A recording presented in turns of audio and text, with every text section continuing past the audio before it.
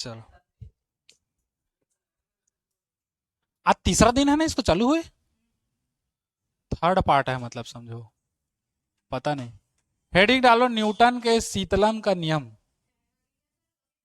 मैं कहा था ना वो,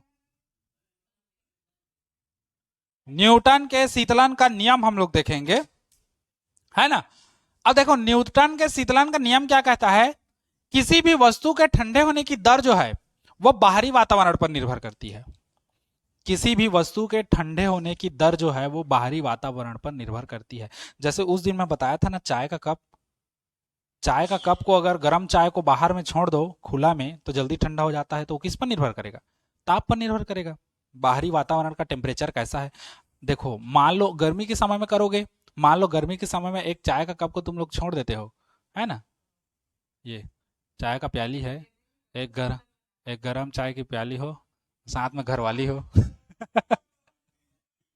है ना। घरवाली नहीं होगी, प्याली होगी बस। तो गरम चाय का प्याली होगा एक तो, है ना तो एक अगर गरम चाय की प्याली है, और अगर टेढ़गा है प्याली सीधा रहेगा, अगर मान लो गर्मी का समय है, तो गर्मी का समय है तो इसमें जो गर्म उष्मा निकलेगा, तो उस कंडीशन में क्या होगा, ये चाय का जो ठंडा होना है मतलब अपना ताप खोना है, ये ताप खोएगा, सीधी सी बात है। तो ये जो ठंडा होगा ये क्या होगा, देर से होगा, है ना। वहीं अगर ठंड के दिनों में करे तो जल्दी गर्म जल्दी ठंडा हो जाएगा, है ना। क्यों? क्योंकि ठंडी के दिनों में इसका ताप कैसा होता है, कम होता है, और इसका ताप कैसा होगा, ज्यादा होगा। और ऊष्मा का प्रवाह कैसा होता है, उच्च ताप से निम्न ताप की ओर। तो ये इधर जल्दी जाएगा और जल्दी जल्दी ऊष्मा को देगा ताकि वो अपना क्या करे, बैलेंस बना सके, है ना। तो इसीलिए क्या होता है, ठंड के दिनों में चाय जल्दी जल्दी ठंडा हो जाता है और गर्मी के दिनों में लेट से ठंडा होता है ना। तो हम लोग कह सकते हैं कि किसी भी वस्तु के ठंडे होने की जो दर है ना, वो किस पर निर्भर करती है, बाहरी वातावरण पर निर्भर करती है। बाहरी वातावरण अगर तुम्हारा ठंडा है तो वस्तु जल्दी ठंडा होगा, और गर्म है तो लेट से ठंडा होगा, गर्म चीज की बात करें तो, है ना। बाकी किस पर निर्भर करेगा, वातावरण पर निर्भर करेगा, बाहरी वातावरण पर। ठीक। इसी को न्यूटन के शीतलन का नियम कहते हैं, और इसी को आगे सिद्ध करके हम लोग बताएंगे बहुत कुछ, है ना।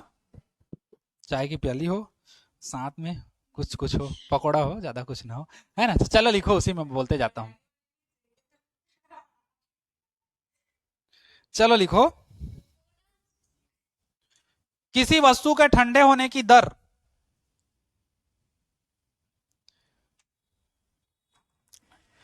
किसी वस्तु के ठंडे होने की दर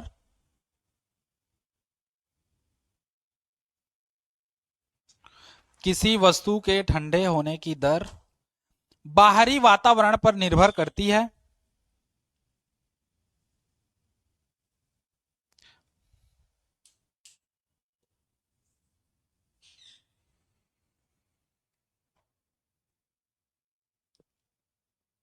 हो गया? क्या क्या लिखे हो? सीधा वहीं से चालू किया हो ना, किसी वस्तु से। हाँ, पूर्ण विराम कर दो, पैराग्राफ चेंज करके लिखो।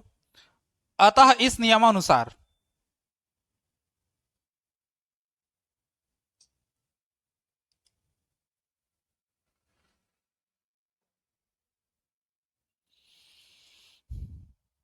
वस्तु के शीतलन की दर, मतलब वही है ठंडे होने की दर। शुरू वाला जो लिखवाया हो ना वो सबसे सरल भाषा में है, और नीचे वाला थोड़ा सा बुक के हिसाब से है। वस्तु के शीतलन होने की दर, हाँ वही है, शीतलन की दर है, वही है, शीतलन की दर या शीतलन होने की दर एक है। हो गया? लिखो, वस्तु के वस्तु के ताप वस्तु के ताप और उसके चारों ओर और उसके चारों ओर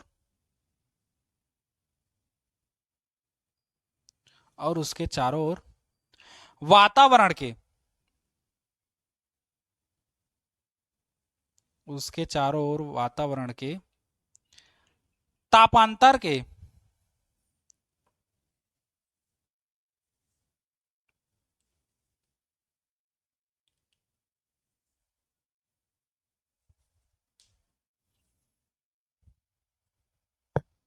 तापांतर के अनुक्रमानुपाती होती है।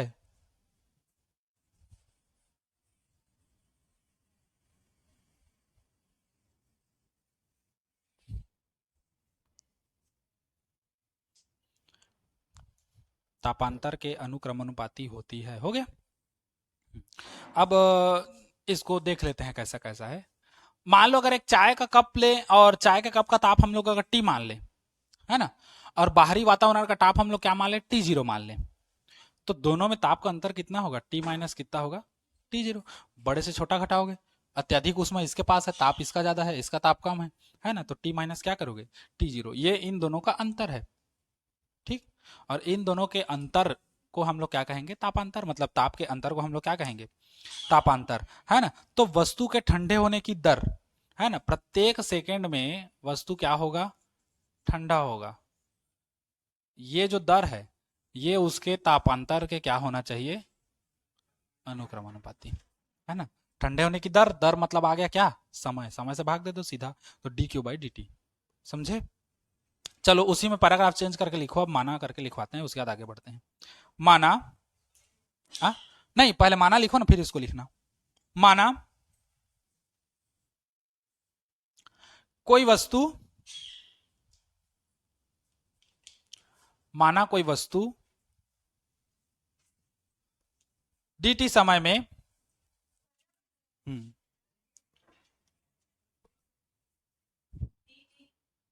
माना कोई वस्तु dt समय में,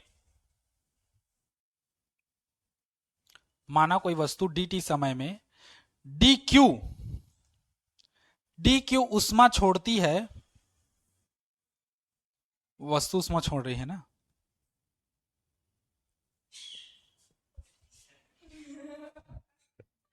dq उष्मा छोड़ती पूर्ण विराम, वैसा नहीं छोड़ती है जैसे छोटे बच्चे लोग छोड़ते हैं, है ना। यदि, पूर्ण विराम कर दो, यदि वस्तु का ताप कैपिटल टी,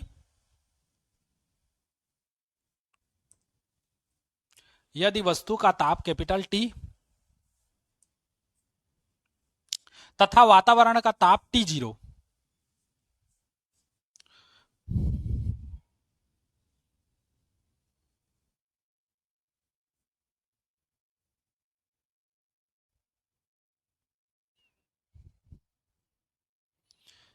टी जीरो हो,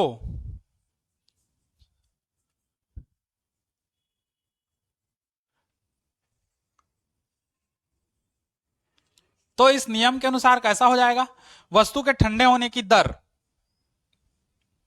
ठंडा कैसे होगा, डी की उष्मा क्या करेगा, त्याग करेगा, और होने की दर मतलब dt, ये अनुक्रमणपाती होगा क्या, वस्तु और वातावरण के तापांतर, तो वस्तु का ताप कितना T, वातावरण का ताप कितना T जीरो, दोनों में अंतर, इन दोनों का क्या होगा, अनुक्रमणपाती।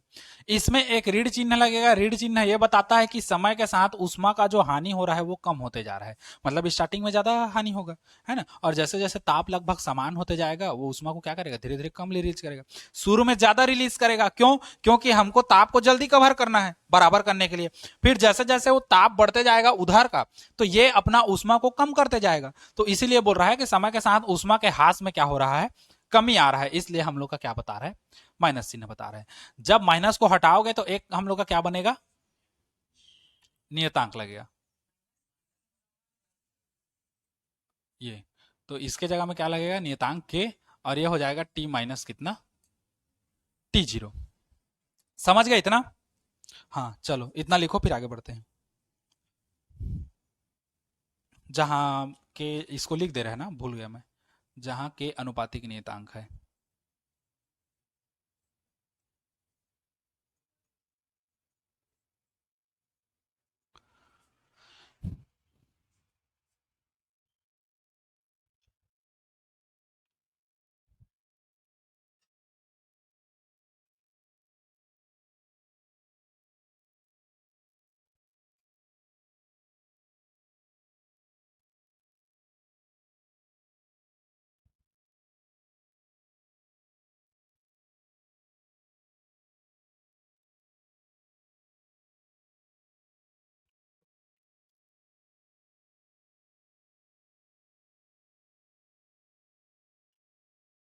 अरे स्मॉल के है ना, कैपिटल के नहीं है ना, ये स्मॉल के है, देखना, एक लाइन को बड़ा कर देना ऐसे, तो तुमको पता चलेगा स्मॉल के है करके, ऊपर वाला लाइन एक तो बढ़ा दो, ये वाला,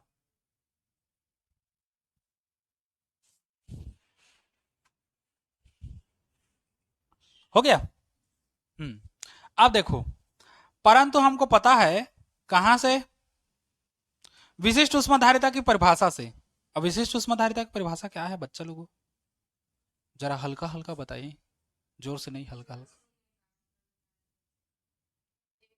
सूत्र क्या था, डेल क्यू बराबर एम इंटू एस इंटू क्या था, डेल टी था। अब यहां किस में ले रहे हैं, डी में ले रहे हैं, तो इसको डेल के जगह में हम लोग क्या कर देते हैं, डी कर देते हैं। इसको भी डेल के जगह में क्या कर देते हैं, डी कर देते हैं। तो डी क्यू बराबर हो जाएगा एम इंटू एस इंटू क्या हो जाएगा, डी टी। जहां एम क्या है, वस्तु का द्रव्यमान, और एस क्या है, वस्तु की विशिष्ट ऊष्माधारिता है। ठीक, यहां पर, या इसको मैं क्लियर कर दूं तो पूरा अच्छे से लिख दे रहा हूं। यदि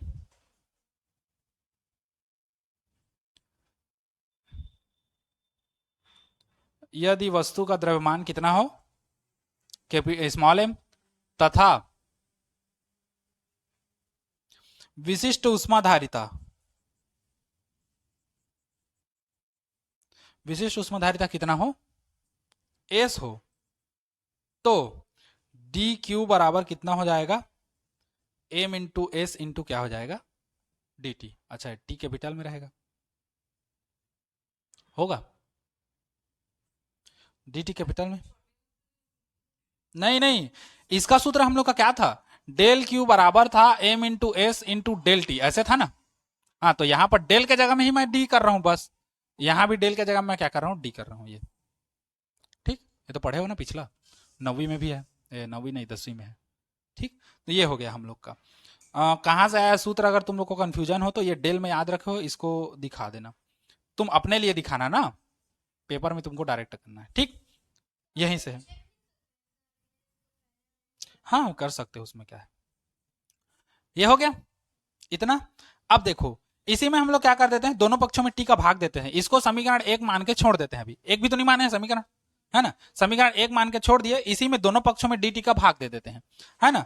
तो हम लोग क्या कर देते हैं, या इसी को कर देते हैं डी क्यू बटे क्या कर दिए, डी टी। यहां हो जाएगा M into S into D T बटे क्या हो जाएगा, डी टी। हो गया। अब देखो, डी क्यू बटे डी टी, डी क्यू बटे डी टी, इतना के बराबर इतना, इतना के बराबर इतना, तो डी क्यू बटे डी टी का मान मैं इतना रख सकता हूं यहां पर, है ना, समीकरण एक से। तब समीकरण एक से हम लोग क्या कहते हैं, माइनस का माइनस रहने दो, जो कहते हो, है ना। यहां पर डी क्यू बटे डी टी ये जो है, इतना का मान मैं इतना रख देता हूं, तो ये हो जाएगा M into S into D T बटे क्या हो जाएगा, स्मॉल डी टी, और बराबर कितना है इधर, छोटा के है, और टी माइनस कितना है, टी जीरो है। माइनस को रहने दो, एम एस को उधर लेके जाओ, तो माइनस डी टी बटे डी टी, कैपिटल मतलब है टी और नीचे वाला स्मॉल है, और के छोटा है, बटे एम एस नीचे आ जाएगा, और इंटू क्या हो जाएगा, टी माइनस टी जीरो। समझे इतना। अब देखो यहां पर होगा क्या क्या,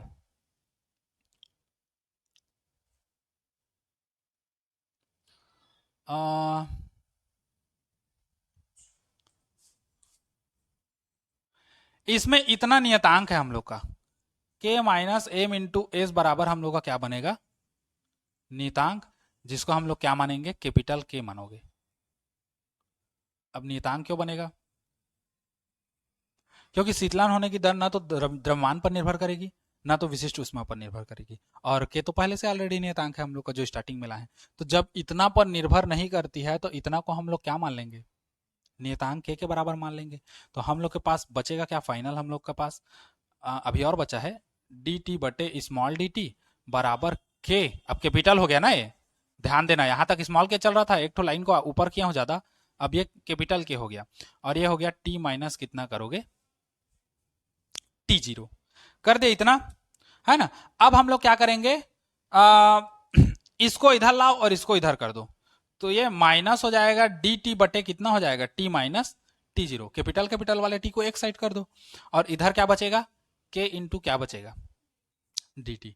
अब दोनों पक्षों का हम लोग क्या कर देंगे, समाकलन कर देंगे। ठीक, और समाकलन करने पर हमको जो प्राप्त हो, हाँ समाकलन करोगे तब तो हम लोग का निकलेगा, अंतर कितना का हो रहा है उसको। तो यहीं पर कर देता हूं। यहां तक दिख रहा है कि नहीं, देखो तो यहां तक नहीं दिख रहा है। अच्छा, दोनों पक्षों का क्या करने पर,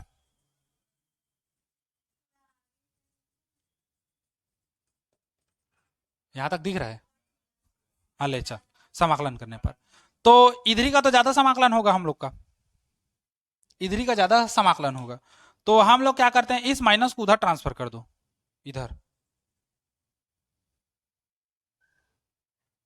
ठीक, माइनस को उधर ट्रांसफर कर देते हैं। अच्छा, अब नहीं, ये मत सोचना माइनस को उधर ले जा रहा है तो प्लस हो रहा है है ना, ये माइनस dt को ले गया उधर तो गुणा हो गया है। ठीक, दोनों पक्षों का समाकलन कर रहे हैं तो इसका समाकलन dt के सापेक्ष हो जाएगा क्योंकि कैपिटल टी है, और इसका समाकलन t के सापेक्ष हो जाएगा, है ना। तो इसको हम लोग करेंगे समाकलन माइनस t माइनस कितना करोगे, t0 और dt को बाहर निकाल दिया, समझे, बराबर इधर क्या हो जाएगा, माइनस को मैं बाहर कर दूंगा, k इंटू क्या हो जाएगा dt। यहां तक दिख रहा है, इधर और दिख जाएगा, नहीं ये लास्ट है। हाँ, तो ये हो गया माइनस के इंटू क्या हो गया dt। अब समाकलन कर दो। हम लोग को समाकलन का एक सूत्र है, 1/x इंटू डी एक्स। इसका समाकलन कितना होता है, log x होता है। तो वैसे ही 1/, इतना है तो ये log इतना होगा, तो इतना का समाकलन हो जाएगा हम लोग का log t माइनस t0। यहां पर e भी डाल देते हैं कहीं कहीं, है ना, सूत्र में डालोगे तो डाल सकते हो, नहीं डालोगे भूल जाओगे तब भी कोई बड़ी बात नहीं है, लेकिन डाल दो क्योंकि मेरे को याद आ गया, है ना। माइनस का माइनस के करोगे, अच्छा dt स्वतंत्र है, के बाहर निकल जाएगा और समाकलन कितना हो जाएगा dt, और dt का समाकलन कितना होगा t माइनस t0, और dt का समाकलन कितना होगा, खाली t होगा, क्योंकि समाकलन dx करोगे तो कुछ नहीं है, x का घात जीरो है ना, तो x का घात जीरो इंटू डी एक्स तो कितना हो जाता है, x का घात जीरो प्लस वन बटे जीरो प्लस वन, तो हम लोग का खाली x आता है ना, तो वैसे ही खाली t है तो इसका क्या आएगा, t आएगा। और मैं बता चुका हूं समाकलन लगाने के बाद एक हम लोग नियतांक लगाते हैं प्लस c, अलग से एक्स्ट्रा अपने मन से, है ना। यही है बस, यही है न्यूटन के शीतलन का नियम। क्या आया कहां से आया कुछ पता नहीं है, बस आ गया, है ना। न्यूटन के शीतलन का नियम, ठीक यही है, ज्यादा कुछ नहीं किए हैं, बस डी बाई डी टी किए हैं, और इस डी टी को इधर ले गए हैं और ये टी वाले को इधर लाए हैं, क्योंकि समाकलन करना है तो एक एक जैसा वाला एक साइड रहे, दूसरे जैसा दूसरा साइड रहे, है ना। तो ये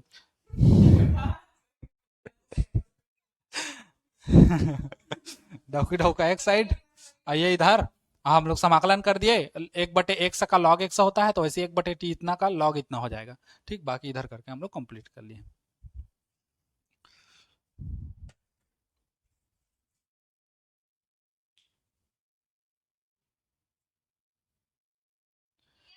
चलो नोट करो इतना।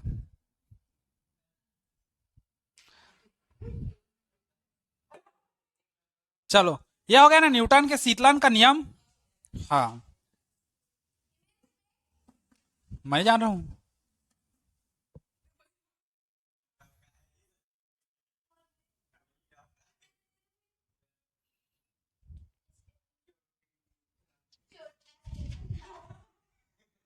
चलो, अब हेडिंग डालो कृष्ण पिंड या कृष्णिका।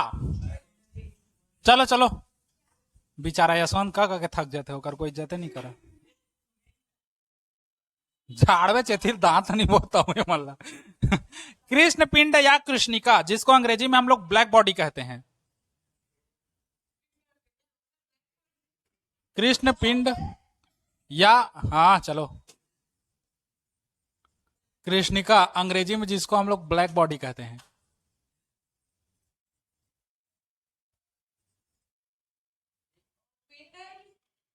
पिंड पिंड पिंड वो जैसे दंड होता है ना, वैसे पिंड,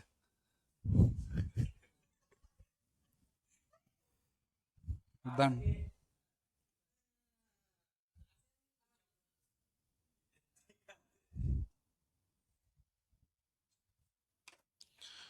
हेडिंग डालो चलो, कृष्ण पिंड या कृष्णिका, फिर उसके बाद ब्लैक बॉडी जिसको कहते हैं हम लोग, फिर उसके बाद आगे बढ़ते हैं।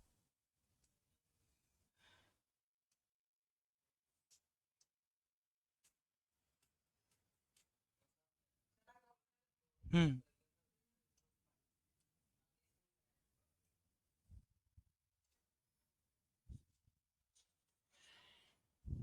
हो गया। अच्छा, कृष्ण पिंड या कृष्णिका किसको कहते हैं बताऊं? यदि मिटाए नहीं है तो बता। ऐसा पिंड जो अपने ऊपर आपतित संपूर्ण उसमें विकिरण को पूरी तरीके से अवशोषित कर लेता है, उसके किसी भी भाग को परावर्तित नहीं करता, उसको हम लोग क्या कहते हैं? कृष्ण पिंड या कृष्णिका कहते हैं। मतलब ऐसा ऐसा पिंड या ऐसा चीज ले सकते हो जिसमें अगर उसमें विकिरण को अगर हम लोग आपतित कराएं, मतलब उसमें डालें, तो वो सबको अवशोषित कर ले, किसी भी भाग को परावर्तित ना करे, उसको हम लोग क्या कहेंगे? कृष्ण पिंड या कृष्णिका, ब्लैक बॉडी जिसको कहते हैं। जैसे कागजल, काला काजल देखे हो? हाँ, वो लक्ष्मी का आइकॉनिक काजल नहीं कह रहा हूँ, है ना, वो नॉर्मल काजल कह रहा हूँ। हाँ, जो हम लोग बनाते हैं वो वाला काजल, वो काजल भी हम लोग का लगभग लगभग कृष्ण पिंड या कृष्णिका की तरह कार्य करता है। व्यवहार में संभव नहीं है, क्योंकि कुछ ना कुछ वो रिफ्लेक्ट करेगा ही करेगा हम लोग का, है ना, कुछ ना कुछ को अवशोषित, सबको अवशोषित नहीं करेगा, कुछ ना कुछ को परावर्तित करता है। लेकिन हम लोग एक मान के चलते हैं कि कृष्ण पिंड उसको कहते हैं जो पूरी तरीके से सब उसमें विकिरण को अपनी ओर अवशोषित करे, उसके किसी भी भाग को परावर्तित ना करे, है ना। तो काजल को हम लोग मान के चलते हैं, या प्लेटिनम कागज आता है, काजल आता है, उसको हम लोग मान के चलते हैं। बाकी वास्तव में संभव नहीं है। प्लेटिनम काजल काजल हाँ, प्लेटिनम काजल भी 98% तक किसी भी उसमें विकिरण को अवशोषित करता है, लेकिन 2% तो क्या कर देता है? रिलीज कर देता है, बाहर परावर्तित कर देता है हम लोग का, है ना, रिफ्लेक्टिव कर देता है। तो इसीलिए हम लोग मान के चलते हैं, बाकी व्यवहार में संभव नहीं है। ठीक, तो हेडिंग डालो कृष्ण पिंड या कृष्णिका। हो गया, चलो लिखो। ऐसा पिंड, ऐसा पिंड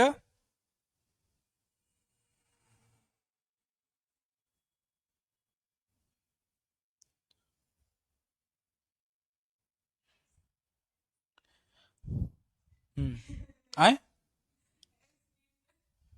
ऐसा पिंड, हो गया, जिस पर आपतित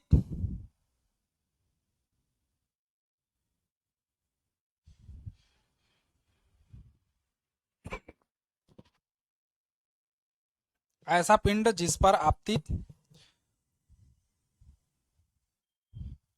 संपूर्ण उसमें विकिरण को, संपूर्ण उसमें विकिरण को अवशोषित कर लेता है,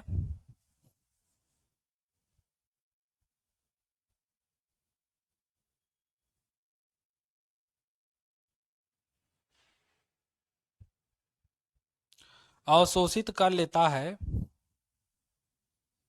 हो गया, अवशोषित कर लेता है, तथा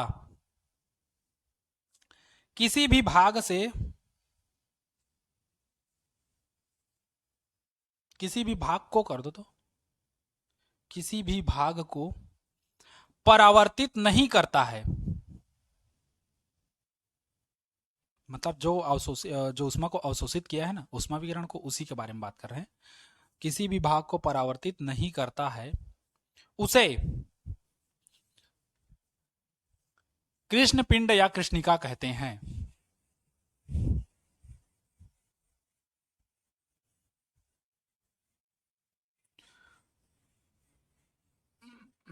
उसे कृष्ण पिंड या कृष्णिका कहते हैं।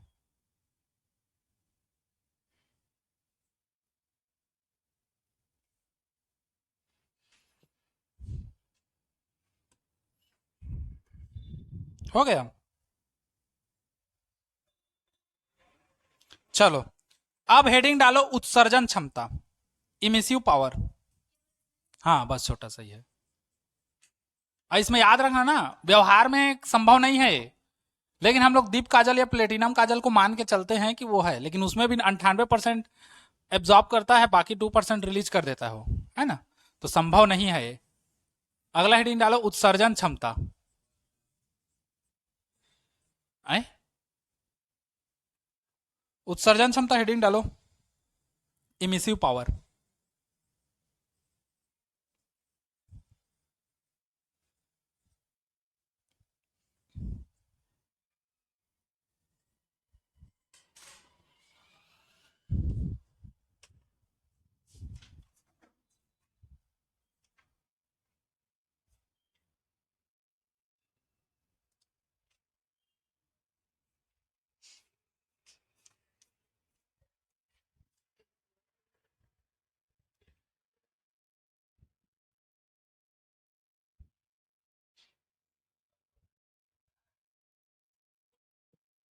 हो गया। चलो इसमें लिखो उत्सर्जन क्षमता में, बोलते जा रहा हूं, छोटा छोटा परिभाषा है बस, वही बचा है, ज्यादा नहीं। किसी पिंड के प्रति एकांक क्षेत्रफल से,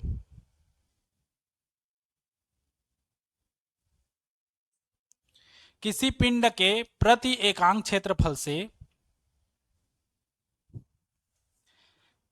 किसी पिंड के प्रति एकांक क्षेत्रफल से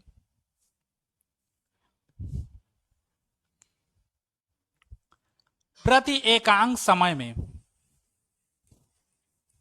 प्रति एकांक समय में, या प्रति सेकंड कह सकते हो, समय या सेकंड कर लो, हाँ चलो,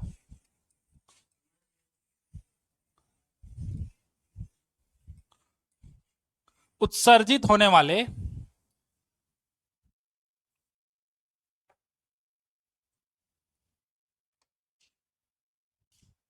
प्रति एकांक समय लिखे हो ना, हाँ वही 6 आ जाएगा, सेकंड आ जाएगा, या तो फिर प्रति सेकंड, उत्सर्जित होने वाले ऊष्मीय विकिरण की मात्रा को,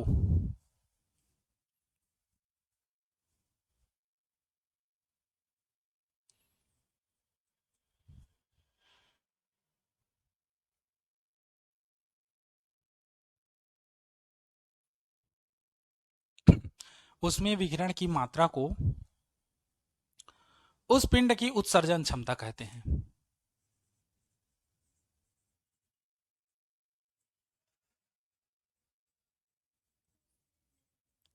उत्सर्जन क्षमता कहते हैं।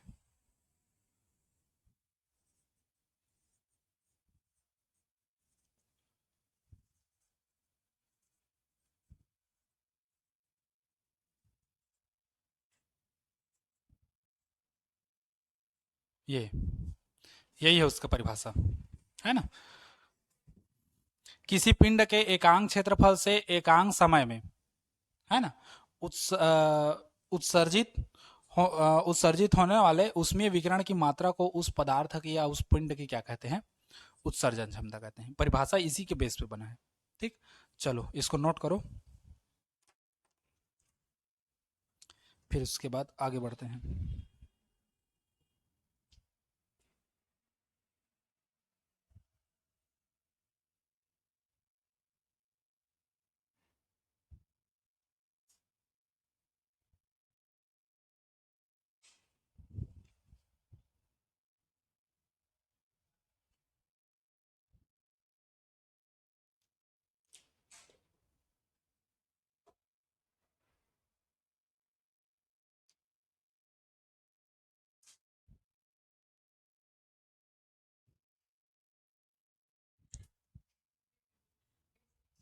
हो गया, ये हो गया ना। फिर अगला हेडिंग डालो, विन का विस्थापन नियम, छोटा छोटा नियम है दुनिया भर का, है ना। विन का विस्थापन नियम डाल रहा हूं, रुको हेडिंग। ये ना 2-2 नंबर में पूछ देता है।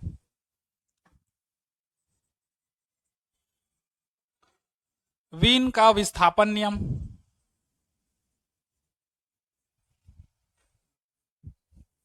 ठीक, डिस्प्लेसमेंट लॉ ऑफ विन,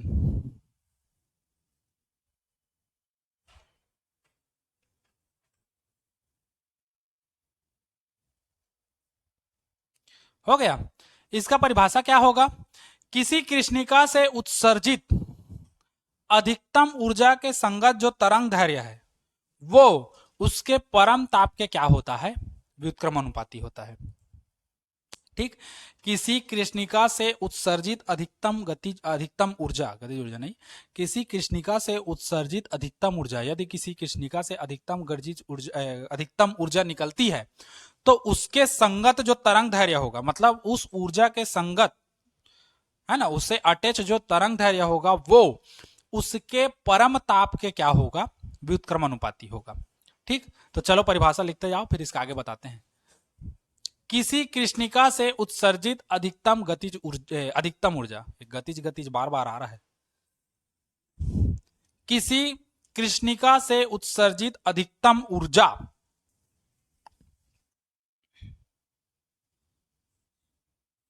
से उत्सर्जित अधिकतम ऊर्जा कृष्णिका से उत्सर्जित अधिकतम ऊर्जा के संगत तरंग दैर्घ्य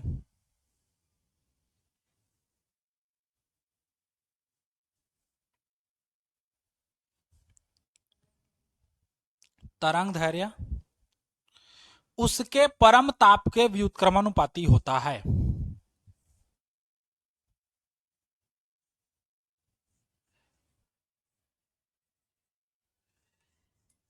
उसके परम ताप के व्युत्क्रमानुपाती होता है।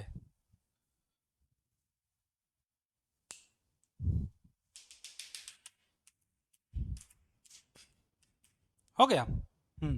अब पूर्णविराम कर दो। ये अगले लाइन से लिखो, माना फलाना लिखेंगे।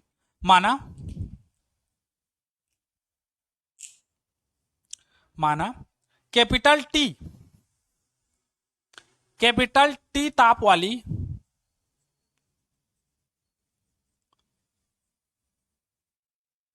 कृष्णिका से उत्सर्जित ऊर्जा के संगत तरंग दैर्घ्य लेमडा एम हो तो लेमडा एम ऐसा लिखा है, देखो लेमडा कैपिटल में मतलब थोड़ा बड़ा रहेगा और एम उसके छोटा में रहेगा। ठीक, तो लेमडा एम जो होगा वो व्युत्क्रमानुपाती होगा 1/, किसके, टी के। और जब व्युत्क्रमानुपाती हटाओगे तो एक नियतांक लगता है बी बाई टी। ठीक, ये होता है। अच्छा, टी का गुणा इधर मल्टीप्लाई कर दो तो बी बराबर हो जाएगा लेमडा एम इंटू क्या हो जाएगा, टी, जहां बी अनुपातिक नियतांक है।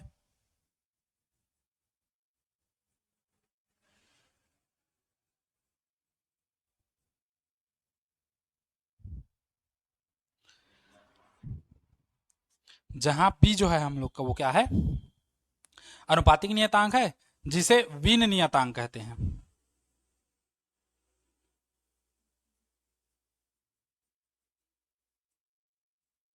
जिसे विन नियतांक कहते हैं।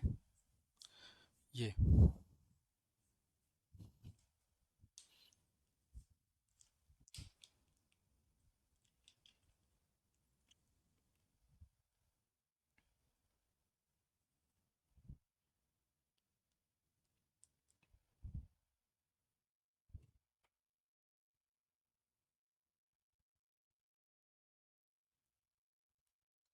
हो गया। अब उसके बाद हेडिंग डालो स्टीफन का नियम। एक सेक आएगा, फनफनाता है ये।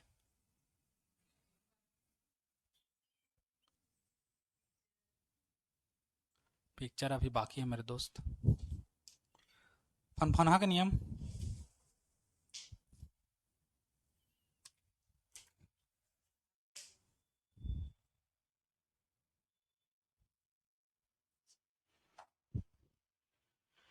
हो गया।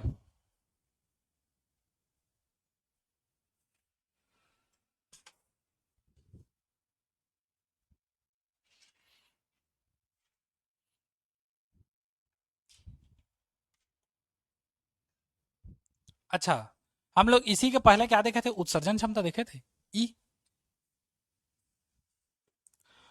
तो हाँ छोटा ही था, लेकिन लिखने के टाइम ऐसा लिखा था ना, इमिशन करके, उत्सर्जन क्षमता इमिशन पावर करके, है ना। तो किसी, हम लोग कह सकते हैं किसी कृष्णिका की कुल उत्सर्जन क्षमता का जो मान है वो उसके परम ताप के चतुर्थ घात के क्या होता है, समानुपाती होता है। परम ताप के चतुर्थ घात के समानुपाती होता है।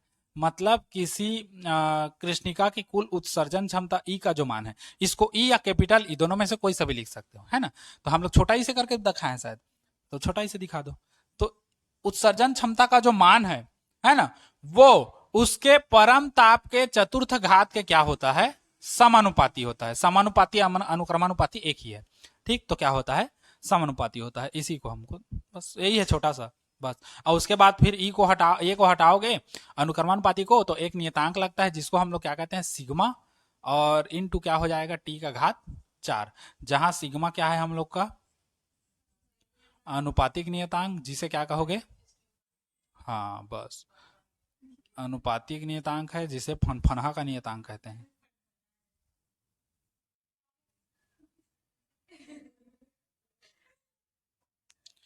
जिसे स्टीफन नियतांक कहते हैं।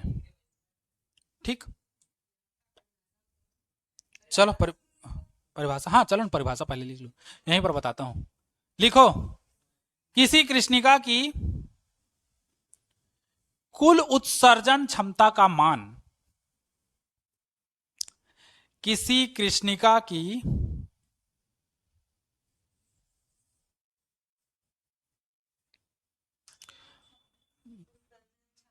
किसी कृष्णिका की कुल उत्सर्जन क्षमता का मान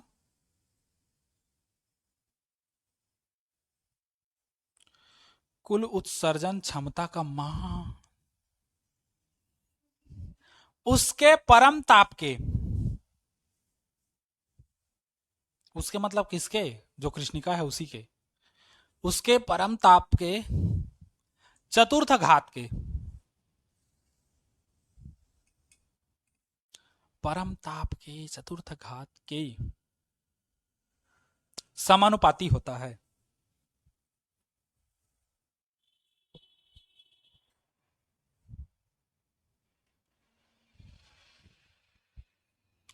माना फलाना मत लिखो, अर्थात करके सीधा ठोक दो।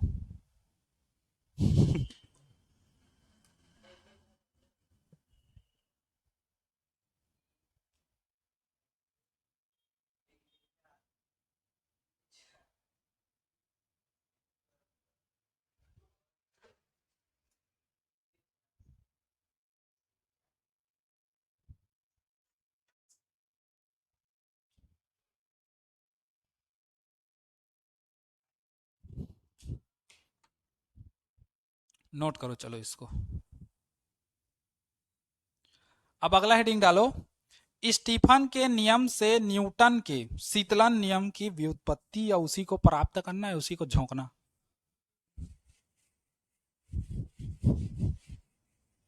अब एक का नियम को पकड़ के दूसरे का नियम को लाएंगे, ऐसा नहीं पकड़ेंगे। शीतलन के नियम की व्युत्पत्ति,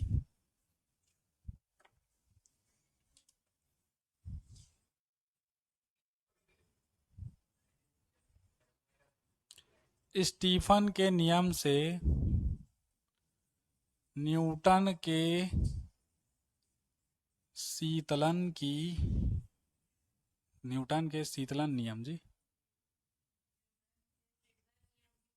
हाँ शीतलन नियम की व्युत्पत्ति। आवाज जन्माबो स्टीफन न्यूटन के शीतलन का नियम, शीतलन का नियम को पैदा करेंगे, कैसा कैसा आता है है ना। अच्छा, मान के चलते हैं, है ना, माना अगर एक कृष्णिका लेते हैं तो माना कृष्णिका का ताप हम लोग मान लेते हैं T, व वातावरण का ताप कितना मान लेते हैं? वातावरण है, वातावरण लिख दे रहा था, वातावरण का ताप हम लोग क्या ले लें? T0 ले लें, है ना। T0 हो तो T माइनस T0 बराबर कितना होगा? डेल टी, ताप में परिवर्तन। यदि हम लोग T का मान निकालें तो इसको इधर लाओगे तो डेल टी प्लस कितना हो जाएगा? T0 होगा, होगा ना। हाँ, समीकरण नहीं मान रहा हूं, मन लागे तो मान बुझा औ का लिया, है ना, ऐसा कहूंगा तब तो बनेगा। अब देखो, यदि कृष्णिका और वातावरण इन दोनों का ताप कम हो तो डेल टी का मान भी क्या होगा? कम होगा। समझे कैसे कैसे बोला? यदि कृष्णिका और वातावरण का ताप कम हो तो डेल टी का ताप कम होगा। क्यों? मान लो कृष्णिका का ताप अगर हम लोग ले लेते हैं, देखो जैसे एक एग्जांपल के, कृष्णिका का ताप 30 डिग्री सेंटीग्रेड लग दिया, और वातावरण का ताप जो है, वातावरण का ताप हम लोग ले लिए 60 डिग्री, तो अगर अंतर निकालोगे तो कितना का आएगा? 30 का ही आएगा। अच्छा, यदि कृष्णिका का ताप हम लोग ले लेते हैं 50 डिग्री सेंटीग्रेड, अब वातावरण का ताप कितना ले लेते हैं, 100 डिग्री सेंटीग्रेड, तो अंतर कितने का आएगा, 50 डिग्री सेंटीग्रेड। तो देखो यदि कृष्णिका और वातावरण का ताप कम है तो डेल टी का मान भी क्या होगा, कम होगा, और यदि कृष्णिका और वातावरण का ताप अधिक है तो डेल टी का मान भी क्या होगा, अधिक होगा, है ना। तो यदि कृष्णिका और वातावरण का ताप कम है तो डेल टी का मान कम होगा, तो उत्सर्जित होने वाली उष्मा विकिरण के बारे में अगर हम लोग ध्यान दें तो स्टीफन के नियम से हम लोग का क्या हो जाएगा, या इसको पूरा लिखना पड़ेगा, यदि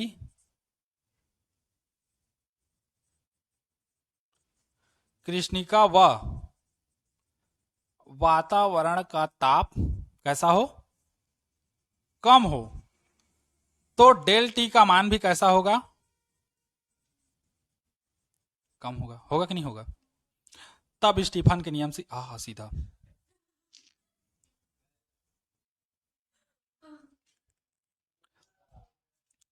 ई, स्मॉल ई लेना है ना,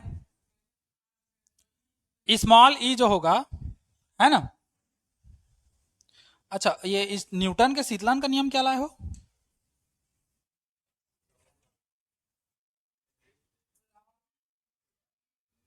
हाँ, हाँ। नहीं, और एक और था ना, minus D Q by D T, अनुक्रमानुपाती होगा T one minus T minus T zero, ये है, हाँ ये भी हो, वही है दोनों, है ना।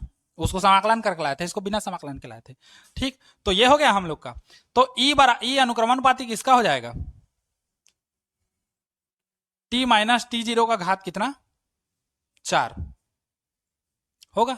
या उस वाले सूत्र में करोगे जैसे ई अनुक्रमानुपाती टी का घात 4 था ना, फिर हम लोग क्या किए, ई किए और बराबर को हटा करके क्या लाए, ये अनुक्रमानुपाती को हटा के सिग्मा लाए और टी का घात 4 लाए, तो इसको डायरेक्ट कर देता हूं, सिग्मा, ये ताप में अंतर, ठीक।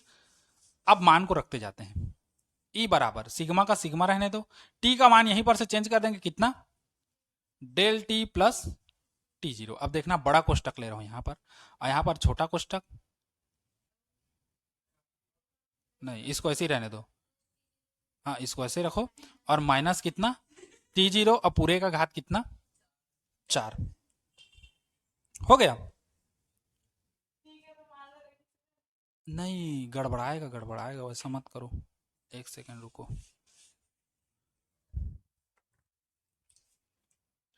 इसको हम लोग करते हैं, अच्छा छोटा ही लिए थे ना, छोटा ई बराबर सिग्मा, ये हम लोग करेंगे टी का घात 4, अब माइनस टी जीरो का घात कितना करोगे, 4, क्योंकि हम लोग का ई बराबर क्या था, अनुक्रमणपाती है टी का घात 4, तो अलग अलग तो लोगे ना, एक में कहाँ करोगे, कंबाइन करोगे तो घात 4 का सूत्र लग जाएगा, ये a प्लस बी का घात 4 का हो, वो फिर सर्वसमीका वाला सूत्र लग जाएगा, तो हमको तो अलग अलग देखना है ना, तो इसलिए टी का पावर 4 और माइनस टी जीरो का पावर कितना, 4।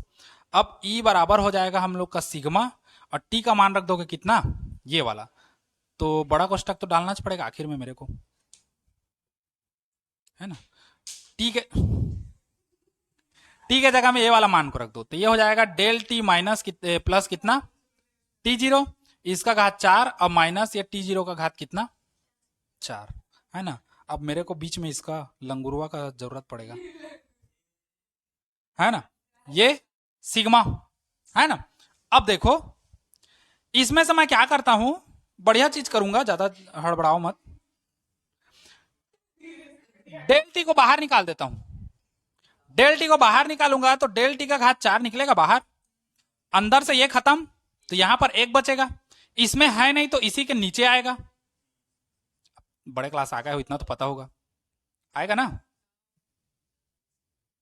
आएगा कि नहीं आएगा, देखो इसका गुणा करोगे तो ये यहां पर आ जाएगा, इसका गुणा यहां करोगे तो ये कट जाएगा, आखिरी में यही बचेगा, है ना। और माइनस करके क्या है यहां पर, टी जीरो घात 4 है, हाँ।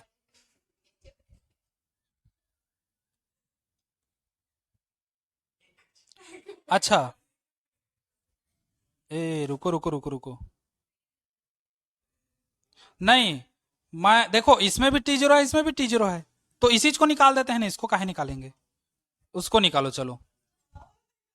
देख देख इसको निकाल दो, टी जीरो का घात 4 को बाहर निकालो, तो यहां पर डेल टी के जगह में कितना हो जाएगा नीचे में, T0 और यहां पर ये निकल गया तो क्या बचा 1, समझे।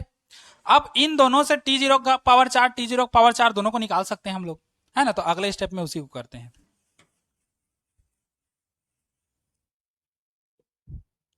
अरे ये E हो गया और ये सिग्मा हो गया और T0 का पावर 4 दोनों में से कॉमन निकाल दो तो इसका पावर 4 हो गया, बाहर निकला, अंदर में क्या बचेगा,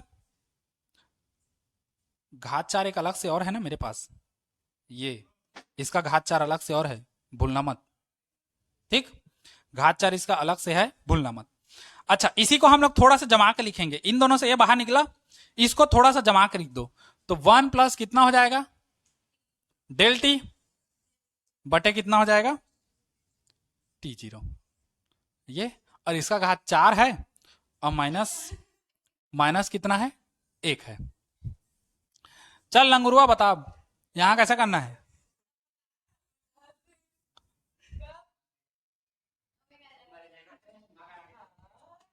अब द्विपद प्रमेय आएगा एक तो छोटा सा द्विपद प्रमेय, कल बता रहा था ना उस दिन। द्विपद प्रमेय क्या है, यदि 1 प्लस x का घात कितना हो n हो तो इसका प्रसार कैसे होता है 1 प्लस n यहीं पर आ जाता है और कितना हो जाता है nx हो जाता है, बस और कुछ नहीं है, ठीक है ना।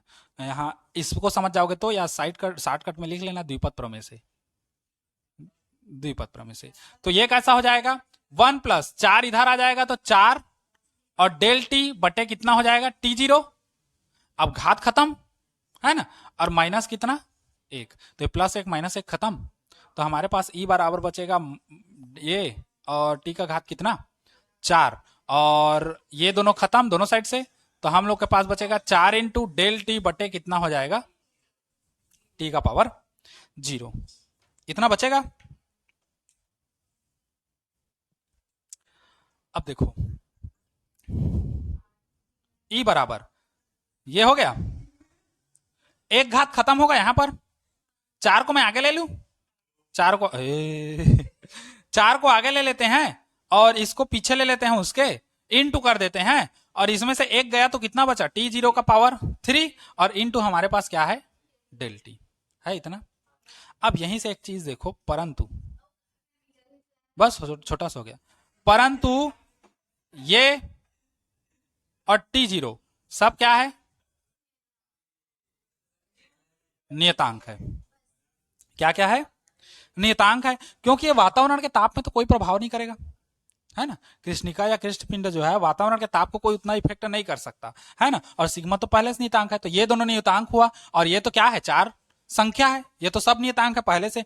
तो जब ये तीनों नियतांक है हम लोग का, तो हम लोग कह सकते हैं E अनुक्रमणुपाती सीधा कितना कर सकते हैं डेल टी, या इसी को हम लोग जमा के लिखें तो E अनुक्रमणुपाती कितना हो जाएगा, डेल टी के जगह में कितना रखोगे T माइनस T0, इसी को समीकरण 1 मान लेते हैं, तो ये हो गया T माइनस T0, ये समीकरण 1 से बस यही न्यूटन के शीतलन का नियम है, लिख लेना यहीं पर, यही न्यूटन के शीतलन का नियम है, बस हो गया। चलो इसको नोट करो।